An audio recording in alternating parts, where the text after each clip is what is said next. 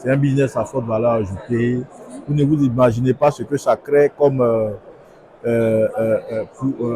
ressources financières aux populations de ces zones-là de production. C'est très rémunérateur, surtout pour la gente féminine. Il y a beaucoup de femmes qui travaillent dans ces stations. Voilà, donc je veux dire que quand cette période-là commence, ça règle beaucoup de problèmes quand même de pauvreté, de machin. Je dis plus que jamais, ça a un rôle capital quand même dans l'ordre mondial. Donc c'est important. Alors, moi, je suis M. Berthier Amara, je suis chef de département au niveau de la sous-direction transit et sport maritime à Bolloré. Maintenant AGL, ex-Bolloré AGL, qui a été racheté par MSI. Donc, je disais que nous, notre rôle dans le business des fruits, on intervient en tant qu'opérateur logistique. On est essentiellement commissionnaire de transport sur les opérations de mangue, banane, ananas, noix de coco, en tout cas tout ce qui part dans les conteneurs frigorifiques sous température dirigée. Et à ce titre-là, on intervient en tant qu'interface, intermédiaire entre le vendeur, qui est le shipper au niveau, qui est le producteur, et l'importateur, qui est le client final ici au niveau de l'Europe. Notre rôle, c'est de mettre en place toute la chaîne logistique qui permet de récupérer la marchandise dans des conteneurs frigorifiques depuis la station d'emportage du client jusqu'au port de destination. Et cela suppose aussi toutes les formalités administratives, douanières et réglementaires pour pouvoir permettre, eux, aux conteneurs d'accéder au port pour l'embarquement.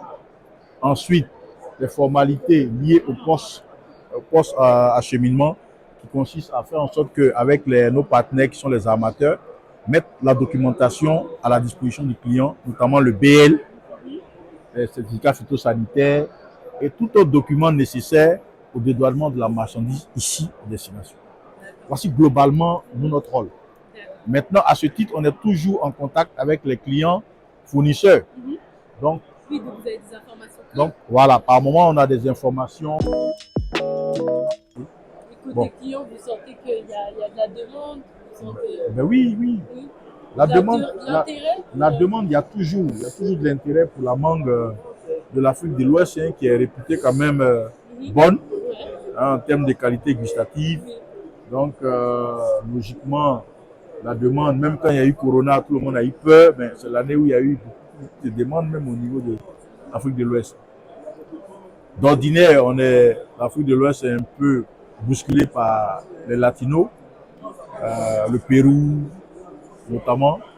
Mais il semble que le Pérou a eu des difficultés cette année. Il y a eu des problèmes d'incendie, je crois, sur certains. Effectivement, voilà, 70% de la culture donc, a ce été qui va venir certainement, qui va être un mal pour un bien. Et je pense que au niveau de l'offre, ça va baisser, parce qu'il y aura moins de manque sur le marché. En ce moment-là, on espère que les prix vont remonter de manière à ce que aussi. Ça aussi, c'est une problématique. Hein. Même quand il y a la manque et les prix ne sont pas bons, bon, les gens sont pas trop tentés de faire beaucoup de volume, parce que les prix ne sont pas intéressants. Donc, l'un dans l'autre, je pense que c'est un peu ça la problématique majeure. Si déjà au niveau du Pérou, il y a des difficultés, et que nos gars peuvent se préparer aussi, travailler sur la qualité pour être au rendez-vous. La demande, elle est là. La demande, elle sera toujours là. Quoi qu'on dise, la mangue, elle est prisée, donc il n'y a pas de risque. Après, bon, il faut aussi qu'au niveau des solutions logistiques, les coûts soient raisonnables, les coûts soient maintenus à une proportion raisonnable. Parce que je pense que c'est plus compétitif de travailler avec le Pérou, c'est ce qu'on m'avait dit, hein, parce que les taux de frais sont moins chers qu'avec la Côte d'Ivoire. Donc, quand ils ont le choix, bon, naturellement, ils optaient beaucoup plus pour la mangue du Pérou. Mais si le Pérou est en difficulté, et qu'il faut bien qu'on aide la mangue, ils n'auront pas d'autre choix que de se rabattre sur l'Afrique de l'Ouest. Encore faut-il que cette Afrique de l'Ouest aussi soit prête en termes de volume, en termes de qualité. Le volume, il y en a, mais c'est la qualité en prêt qu'il faut pouvoir avoir et surtout faire en sorte de pouvoir entretenir les vergers, de telle sorte que la survenance de ces maladies-là soit amoindrie au maximum. Je pense que c'est ça.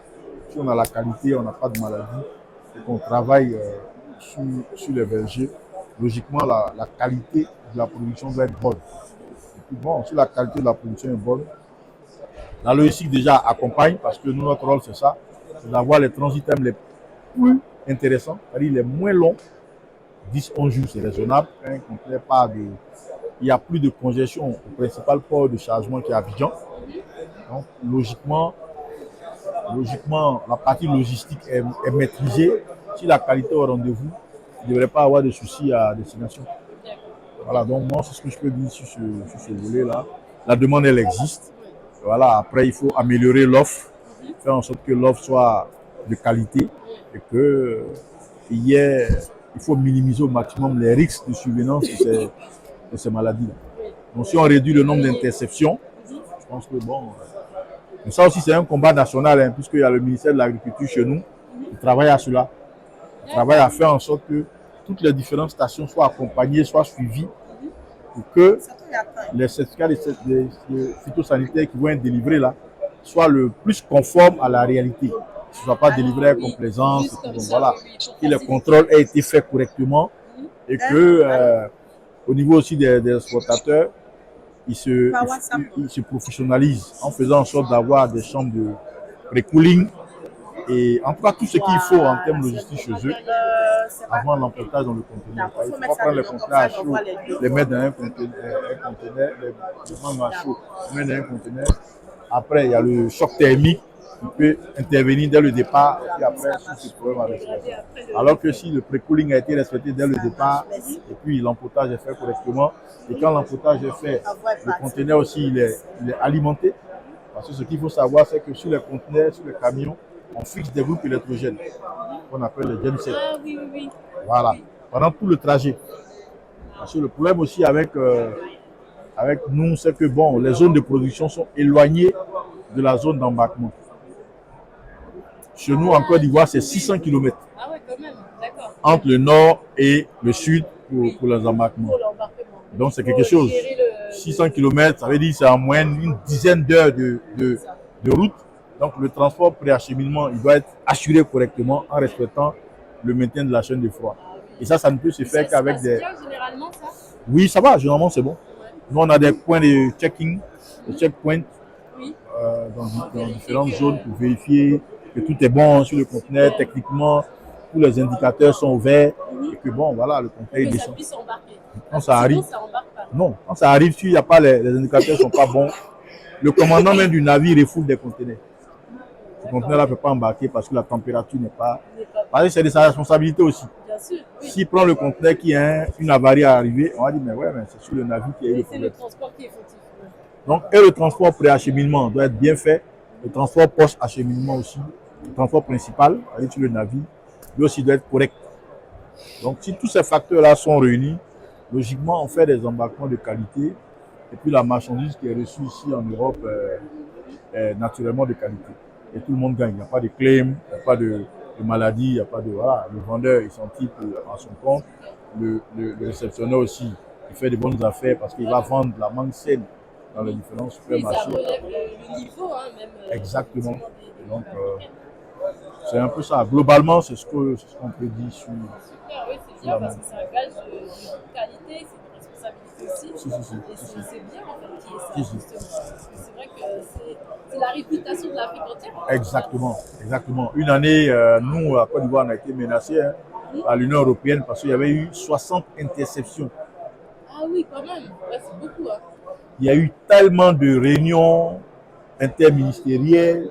Le président de la République a dû s'impliquer. Les producteurs ont été financés à hauteur de 1,7 milliard pour rehausser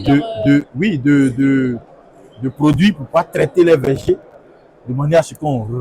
La campagne qui a suivi, Dieu merci, on est retombé à des proportions plus raisonnables. On était à 12 interceptions. Et puis depuis lors, ça ne fait que baisser. Parce que l'action qu'on fait... Parce qu'on était menacés. L'Union européenne nous a demandé instamment un plan d'action concret pour venir à bout de ça. Donc le gouvernement a dû s'impliquer à travers le ministère de l'Agriculture. Le président de la République a décaissé de l'argent pour les aider parce que les producteurs se disaient oui, il faut que l'État nous aide à traiter nos vergers. Le problème, c'est ça aussi. Les gens, ils ne sont pas professionnels, ils attendent l'État. Alors que le business de la mangue, ce n'est pas un business qui est... C'est un business de prestige pour l'État. Puisque l'État n'en tire pas de droits en tant que tel. Le droit unique de sortie, comme sur les autres produits comme le cacao et autres. Il y a des droits uniques de sortie qui sont énormes comme ça. C'est juste un produit, on dit, ouais, la Côte d'Ivoire est le premier exportateur de mangue en Afrique. Voilà, c'est le prestige. Mais sinon, ce n'est pas des choses. Donc, vous avez vos vergers. Ce n'est pas l'État qui doit venir. C'est votre business, en fait. C'était ça qui fatiguait un peu nos gars. L'État s'est impliqué. Mais je pense que beaucoup ont compris aujourd'hui qu'il faut qu'ils mettent la main à la poche aussi. Oui, bien sûr. Pour rehausser le niveau de la qualité, faire en sorte qu'eux-mêmes, ça les arrange. Ils sont à l'abri des claims. Parce que quand il y a des claims, là, c'est des gros montants qui sont en jeu. Hein. Même la destruction du conteneur avoisine les 3 000 euros. Ah oui, oui. Pour détruire le conteneur. Ça avoisine les 3 000 euros. Hein. Ouais, c'est 3 000 euros et quelques 3 000 voire plus. Pour détruire le conteneur. Et vos prévisions pour l'avenir, elles sont bonnes? Oh, pardon. Ben ouais, nos prévisions sont plutôt optimistes. Ça va toujours à la hausse et voilà. Déjà, au moins, la qualité va à la hausse. Tant mieux pour le pays, déjà pour la renouvelle. Non, c'est bon, c'est bon. Après, nous, on sert de proie de transmission pour 2 autres pays. Hein. Ce n'est pas seulement la Côte d'Ivoire. Oui. Le Mali ou le Burkina, les mangues de là-bas passent par nous, par la Côte d'Ivoire. Donc, je vais dire que tous ces pays-là doivent se mettre en ordre de bataille. Parce que même si la Côte d'Ivoire travaille dur, que le Mali dégringole, c'est toujours l'Afrique de l'Ouest qui est visée. Mais c'est différencié quand même quand la mangue vient du Mali. Vous savez que ça vient du Mali? Oui. Ah, ok. D'accord. Il y a des certificats qui sont faits dans ce sens. Même les phytos, à travers les phytos, on sait d'où la provenance. Bon, voilà. Maintenant, nous, il nous appartient de faire les déclarations de transit pour appuyer la déclaration initiale du Burkina ou du Mali. Avant de faire notre déclaration de départ au niveau de la région. Donc, c'est les formalités qui sont maîtrisées. Et les clients, ils savent. Oui. Les opérateurs là-bas aussi, au niveau de l'Europe, ils savent. Ouais, parce que d'un pays à un autre, le format du certificat peut changer. Aujourd'hui, Dieu merci, le certificat phyto, il est devenu électronique. Donc, on n'a plus cette électronique maintenant. Donc, c'est plus compliqué, c'est plus simple, c'est plus uniforme aussi pour les opérateurs de travailler avec. Voilà. Donc, voilà, globalement, ce qu'on peut dire. Super. Franchement, c'était très intéressant. Ça apprend beaucoup. Mais c'est passionnant, c'est passionnant. La qualité, c'est important et souvent, on la néglige. Non, il faut. Au détriment effectivement d'envoyer comme ça. Mais, non, il faut la qualité. C'est ça. Aujourd'hui, à l'ère de la mondialisation, plus que jamais, la qualité doit être le credo de tout le monde. C'est ça. Et souvent, on entend que la Côte d'Ivoire, c'est comme un modèle, hein, même pour d'autres pays. Oui. Nous, c'est vrai que parfois, on se fait approcher par des pays comme le Congo, etc. Et c'est vrai qu'eux, ils aimeraient effectivement se rapprocher de ça. Et c'est bien d'avoir des modèles comme ça. Si. Mais bon, de plus en plus, ils ont compris, hein, tous les opérateurs, qu'il faut s'inscrire résolument dans la quête permanente de la qualité. Voilà.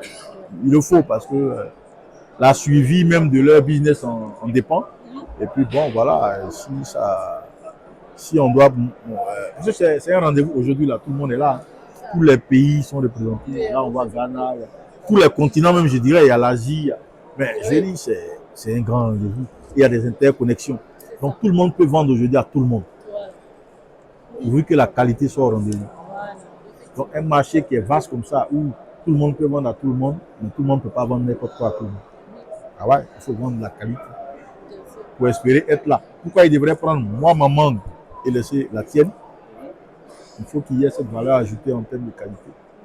Il faut que sa perception soit bonne en ce qui concerne ce qui vient de chez toi, et puis sa décision d'achat puisse être impactée, orientée vers toi. Mais si il n'a pas une bonne perception, le Mali, la qualité, voilà, généralement les exportateurs, ils n'ont pas trop de chambre froide, ils n'ont pas la qualité, ça laisse à désirer. Lui déjà, il se met dans la tête une perception négative sur les mangues en provenance du Mali.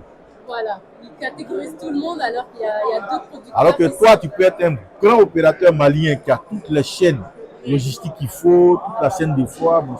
Mais le fait de savoir que tu es malien, le mec, il peut te... C'est pour ça qu'on demande aux gars de travailler en synergie. Aujourd'hui, dans tous ces pays, il y a des interprofessions mangues. Au Mali, il y en a.